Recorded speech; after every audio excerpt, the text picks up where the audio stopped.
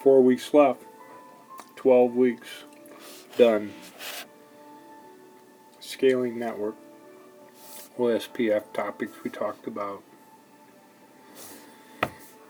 Classless interdomain routing, variable length subnet masking.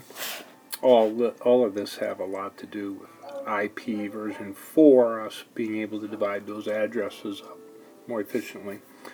Non-broadcast, multi-access.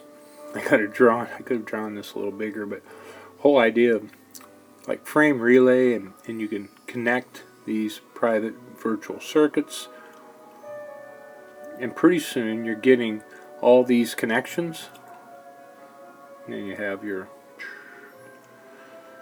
connected into the cloud there for your service provider, and it'd be too much information for each of the router to have, so we have a designated router and a backup designated router. Okay, so I just did a demo here of if we had just 4 routers connected, and let's say these are all connected with long haul Ethernet, and we have so much fiber everywhere, we can just connect them. So rather than a router here holding all the OSPF information, we have a designated router that can hold that and distribute it out to the other routers. And then we have a backup, so if something happens to this router, this one takes over. We look at a little bit more of that as we finish up OSPF.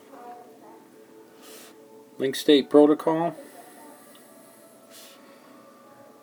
Create neighbors, create links, topology of each of those, and then you have your router, and you build a tree going to all the other routes, and then you find Dijkstra algorithm's going to find the best path to get somewhere.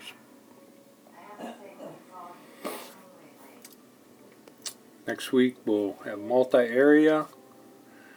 We'll talk about how they connect, summarizing routes in between, and some more about link state advertisements.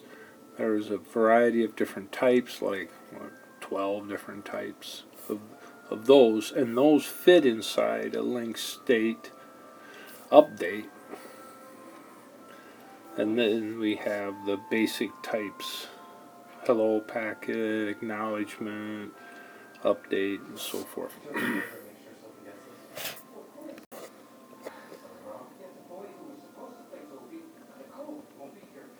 And this is actually a picture of the work for the next class.